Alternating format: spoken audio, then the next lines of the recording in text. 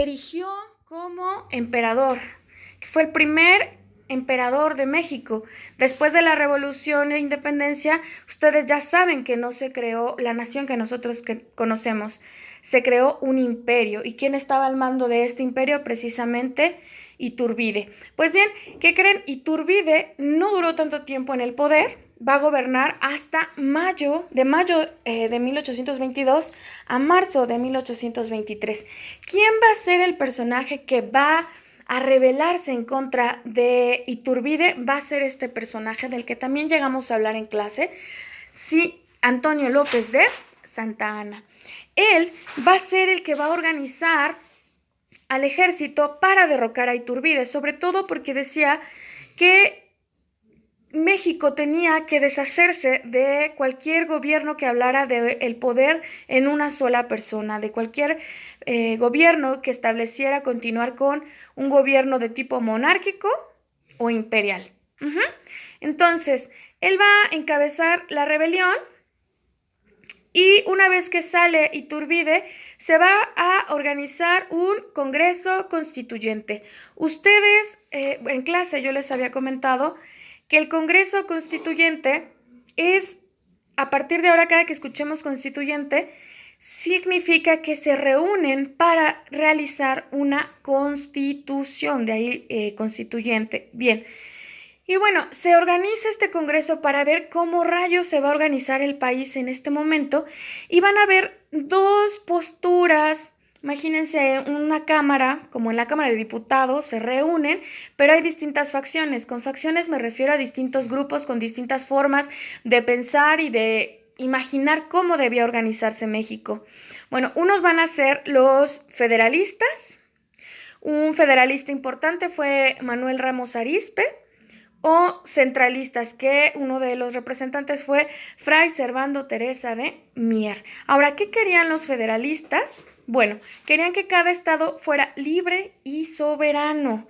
Recuerden, ¿qué tipo de gobierno tiene México actualmente? Lo discutimos en clase y llegamos a la conclusión de que era un tipo de gobierno de tipo federalista, que cada estado es libre y soberano. Recuerdan, les dije, cada estado tiene su propia constitución. Cada estado tiene su propio gobierno, su propio gobernador, perdón. Y ellos elaboran sus propias leyes, votan sus propias leyes, las aprueban. Sin embargo, estas leyes que ellos aprueben tienen que someterse a la Constitución General que nos rige a todos.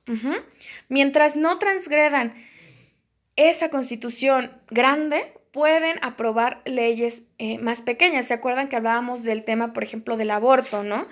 Que es una propuesta que lanzó el gobierno federal, es decir, el presidente, pero cada estado vota en particular a través de sus propias cámaras si se aprueban o no se aprueban esas leyes. Entonces, solo para que tengan en cuenta qué son los federalistas y que tenemos un gobierno federalista actualmente. Bien, de ese congreso va a resultar, evidentemente, una constitución que va a ser la primera constitución que va a tener México, que es la Constitución de 1824. Esta constitución ya nos habla de un poder ejecutivo, legislativo y judicial. Bien, en las actividades que les voy a dejar, ustedes van a profundizar más en qué decía esta constitución, qué otras características tenía. Está muy breve, en la plataforma les indico en qué página y todo. Ahora, ¿quién fue el primer presidente de este nuevo gobierno independiente federal? Bueno, pues fue Guadalupe Victoria. Él llega al poder en 1824. Es importante que lo tengan presente. Recuerden, ustedes van a hacer un examen de Comipems y por tanto este tipo de datos es importante que los tengan presentes para en un momento de examen no se les vaya. Bien, ¿qué va a decir esta constitución? Vamos a ver. Primero hay que decir que esta constitución va a tener como referentes la Constitución de Estados Unidos. Y una de las características de la Constitución de Estados Unidos era que era totalmente liberal. ¿Qué quiere decir con liberal? También hablamos hasta el cansancio de liberalismo, hablamos de lo que los liberales y los ilustrados decían, ¿no? Libertad de imprenta, libertad de religión, libertad de asociación, hablaban de libertad de culto y sobre todo hablaban de que la iglesia debía obedecer al Estado, debía separarse iglesia-Estado. Recuerden que antes de la Revolución de Independencia, generalmente, más bien, la iglesia era la que llevaba, por ejemplo, el registro de los nacidos, fallecidos, de los que se casaban, etcétera. No era el Estado el que tenía ese poder. En la educación tampoco. Ya vimos que la iglesia tenía total injerencia en la educación de los habitantes de la Nueva España. Entonces, ¿qué dice la Constitución de 1824? Bueno, primero que debe haber un poder ejecutivo, legislativo y judicial, muy a la usanza de la Constitución de Estados Unidos. Dice también que la iglesia debe obedecer al Estado. Toca el tema de los fueros. Sin embargo, chicos, ¿se acuerdan lo que era el fuero? Que les decía que era digamos, término legal que protege a políticos y a personas del servicio público, como militares y políticos, que por este fuero no pueden ser juzgados por un tribunal como a todos nosotros. Ellos tienen sus propios tribunales particulares. Ajá. Entonces, los fueros desafortunadamente se van a seguir manteniendo, es decir, la iglesia va a tener los privilegios de ser juzgados por propias tribunales de la iglesia. Los militares van a seguir con los privilegios de que solo militares los van a juzgar. Esto evidentemente actualmente no podría ser posible, porque si un militar comete algún abuso y solo lo juzga un tribunal militar, evidentemente va a ser defendido por los suyos. Tiene que ser juzgado también por un tribunal civil. Entonces, ¿cuáles son las carencias de esta Constitución de 1824? Bueno, pues que se mantienen los privilegios de unos pocos. ¿Quiénes van a ser ahora los que son más privilegiados? ¿Quiénes creen ustedes? Pues los criollos. Entonces, después del imperio de Iturbide, ¿qué gobierno vamos a tener? Bueno, pues después vamos a tener un gobierno de tipo federal. ¿Cuál fue el primer presidente? Bueno, pues fue Guadalupe Victoria.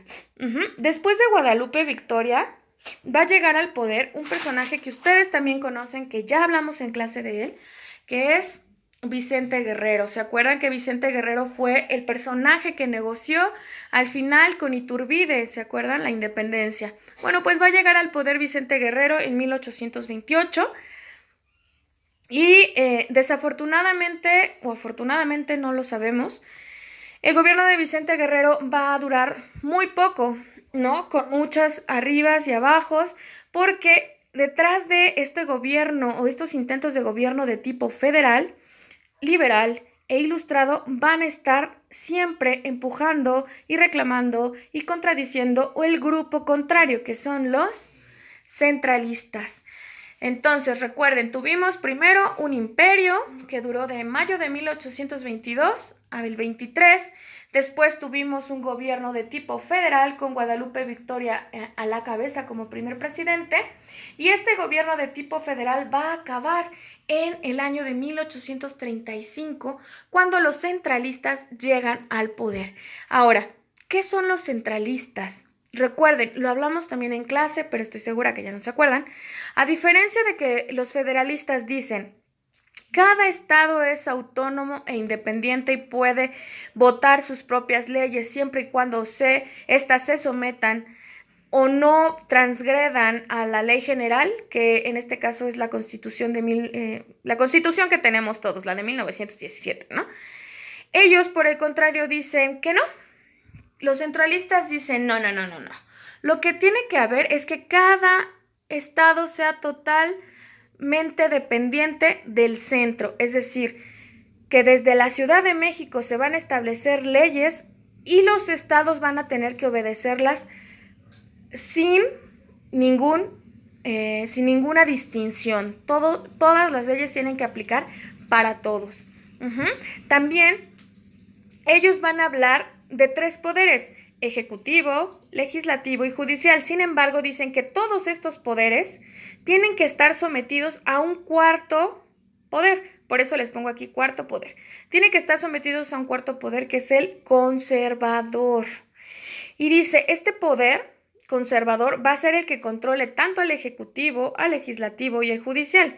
Y dicen, este poder conservador, de preferencia, que sea o que esté en la cabeza un rey. Y un rey de preferencia que venga de Europa, porque es la garantía de que vamos a progresar, vamos a ser mejor como nación, porque definitivamente nosotros no tenemos ni idea de cómo gobernarnos. Y entonces, una vez que llegan al poder, los centralistas van a elaborar también una especie de constitución, como en su momento lo hicieron los federalistas con la de 1824. Van a crear su propia constitución y van a llamarla las 7 leyes. Estas 7 leyes van a establecer, les digo, este cuarto poder, y va a ser derogada posteriormente otra vez por Antonio López de Santana. ¿Cuánto tiempo van a estar en el poder los centralistas? Pues van a estar en el poder 11 años.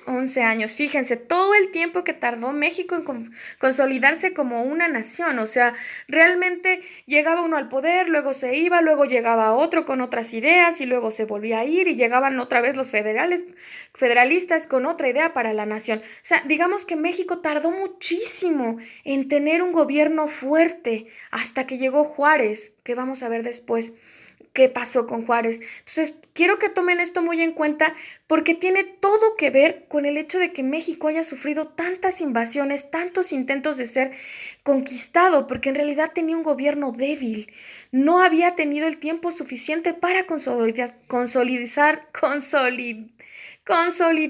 como nación, ni en lo político, ni en lo económico, y por supuesto tampoco en lo social. Entonces va a llegar Antonio López de Santana otra vez, encabezando de nuevo el grupo de los liberales. Ahora, fíjense, los liberales eran estas personas que también eran federalistas. O sea, los liberales eran la mayoría federalistas, es decir, querían un México moderno y republicano. Republicano quiere decir división de poderes, que cada estado fuera autónomo, con ideas ilustradas a la imagen de Estados Unidos. Volvemos a lo mismo: libertad de imprenta, libertad de culto, libertad de asociación, etcétera. En cambio, los centralistas se empezaron a llamar o a denominar conservadores. ¿Por qué conservadores? Bueno, porque recuerden el cuarto poder que ellos estaban exigiendo en las 7 leyes. Entonces empezaron a llamarse conservadores. Recuerden, entonces los centralistas empezaron a denominarse como conservadores. Y los federalistas, en su mayoría, eran liberales. Ok, aquí ya se cayó nuestro pizarrón artificial. Bien, de todos modos ya lo acabamos de usar. Entonces, fíjense de nuevo, ¿qué querían los conservadores? Permanencia del viejo régimen. ¿Qué es el viejo régimen? La monarquía. Y aquí, si alguien hubiera ido al baño y hubiera regresado, la primera pregunta de castigo que yo le haría sería esa: ¿qué es una monarquía? Y estoy segura que si hubiera sido Noé, se hubiera quedado, no lo sé, maestra, ¿verdad? Como siempre. Pero seguramente también alguien le hubiera podido ayudar y hubieran dicho que el viejo régimen eran las monarquías. ¿Y qué era la monarquía? El gobierno del monarca, del rey. ¿Quieren un gobierno de tipo monárquico, verdad? Un gobierno de tipo monárquico, que haya un rey de otro país, que concentre el poder en una sola persona y que desde el centro, porque son centralistas, recuerden, que desde el centro se controlen todos los demás territorios del país, a diferencia de los liberales, que eran federalistas, que ellos decían que no, división de poderes, no concentración del poder en una sola mano y que cada estado fuera libre y autónomo. ¿Hasta ahí vamos bien? Ok, chicos, ya casi vamos a terminar. Ahora, continuando con el tema de liberales y conservadores, vamos a profundizar un poco más. Bien, los liberales, en específico en el aspecto económico, además de todo lo que les he dicho, hablaban en el terreno económico del libre comercio. ¿Qué es el libre comercio? También lo hablamos hasta el cansancio, pero bueno, vamos a repetirlo. El libre comercio era esta defensa de que el Estado, el gobierno, no le dijera a los comerciantes, a los burgueses, con quién comerciar o con quién no comerciar. Que tampoco él dijera cuánto debía costar un producto o cuánto no debía de costar. Eso lo debían elegir ellos y la dinámica de la compra y la venta, la competencia. Ellos hablan de libre comercio, ¿ok? Y está muy relacionado o muy, digamos, copiado de la Constitución de Estados Unidos, ¿no? Que eran totalmente liberales. Ahora, dentro de los liberales, chicos, aquí quiero que tengan mucho cuidado. Dentro de los liberales había tanto federalistas, es decir, los que querían que cada estado fuera libre e independiente y que tuviera sus propias constituciones, pero dentro de los liberales también había centralismo, centralistas. Ahí me equivoqué un poco, puse centralizo, bueno, ahí le corrigen, centralismo. Habían algunos liberales que sí pensaban en la libertad de imprenta, la libertad de asociación, que la iglesia y el Estado debían de estar separados, que debía respetarse la libertad de culto, etc. Sin embargo, decían que dado que el país no estaba totalmente fortalecido, si seguíamos con la idea del federalismo, iban a continuar los regionalismos, es decir, que iban a haber caciques que iban a tomar tanto poder que iban a retar en algún momento al gobierno mexicano. Entonces, habían liberales que decían, nosotros creemos que el primer paso que se debe de dar es primero que desde el centro, desde el Estado, se controle todo el territorio y evitemos estos grupos pequeños de poder. Ahora, los conservadores, los liberales, eso sí, la mayoría eran federalistas, pero también había de tipo centralista. Ahora, los conservadores, eso sí, chicos, todos eran centralistas, es decir, todos decían, el gobierno tiene que mandar desde el centro a todo el territorio. No puede haber estados que tengan su propia constitución, tiene que haber una constitución única que rija a todo el territorio. Y ellos sí hablaban de la unión entre la iglesia y el Estado. Decían, es que eso no se puede separar. La iglesia tiene que seguir teniendo el poder en la sociedad, en la educación, incluso hasta en la salud. ¿Ok? En cuanto a la economía, fíjense, en la economía, los conservadores hablaban de proteccionismo. Es decir, ellos decían, es muy peligroso que México esté haciendo esto, esté introduciendo productos del extranjero porque se está acentuando la dependencia económica. O sea, si seguimos comprándole a Estados Unidos y a países de Europa, nos vamos a seguir endeudando y lo que tenemos que hacer es todo lo posible para no permitir que entren productos de otros países sin restricciones. Tenemos que ir poco a poco haciendo lo necesario para que dentro del país se cree una industria propia, una industria nacional. Eso era lo que los federalistas, por ejemplo, acá arriba, no querían. Ellos querían libre comercio, ¿no? Y acá decían, no, el Estado tiene que garantizar que no todos los productos extranjeros puedan venir, porque si no va a haber una gran dependencia. ¿A qué quiero llegar con esto, chicos? Bien, durante todo este tiempo, todo este proceso fue muy largo en realidad. Estaba en ese momento un grupo de ciudadanos y ciudadanas más bien tratando de entender qué tipo de gobierno tendríamos o cuál era el mejor. No se trata aquí si son buenos o malos, si los conservadores eran buenos o si los federalistas eran malos, porque de los dos lados habían cosas positivas y también habían cosas muy negativas en términos de la libertad, la independencia y la soberanía de nuestra nación como México independiente. Entonces, yo les estoy dando todo este panorama que en realidad es muy sencillo. Como siempre les he dicho, la historia es muy sencilla, es una cuestión no de aprenderse fechas, sino de entender los procesos. Hay fechas que evidentemente y datos que aquí les dejo, pero eso ustedes lo van a ir esquematizando poco a poco. A mí lo que me interesa más, sobre todo, es que lo entiendan, que entiendan los procesos y que evidentemente lleguen ustedes a sus propias conclusiones. Bueno, ahora, de toda esta clase que yo les he dado el día de hoy, voy a dejar una actividad dentro de la plataforma. Es muy sencilla, en realidad de verdad es súper sencilla. Lo menos que yo quiero ahorita, aquí les enseño, miren mi escritorio de trabajo. Lo menos que yo quisiera es saturarlos de trabajo, ¿no? Estamos en una situación de crisis. Por eso es que yo inicié la clase con el video para despertar conciencias. Yo espero que ustedes estén muy bien. Traten de aprovechar este tiempo para aprender por disfrutar, así básicamente, totalmente. No se presionen, disfruten lo que están aprendiendo, disfruten incluso lo que no pueden aprender ahorita, ¿no? Yo espero que pase pronto esta situación.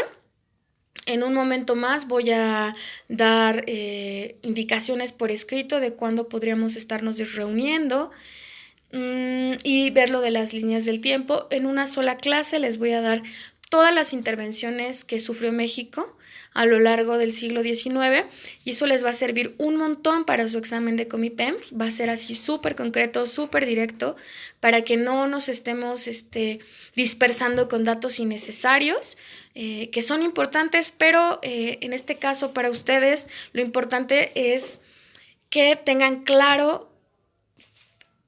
lo importante, lo esencial que en algún punto les van a preguntar en su examen. Bueno, chicos, pues de antemano les agradezco. Para los que estén viendo este video, les mando un cordial saludo. Yo espero que estén muy bien y la verdad es que yo extraño mucho compartir con ustedes mis conocimientos, compartir con ustedes los suyos. Y yo espero que próximamente nos estemos viendo. Les mando un gran abrazo, cuídense mucho y estamos en comunicación.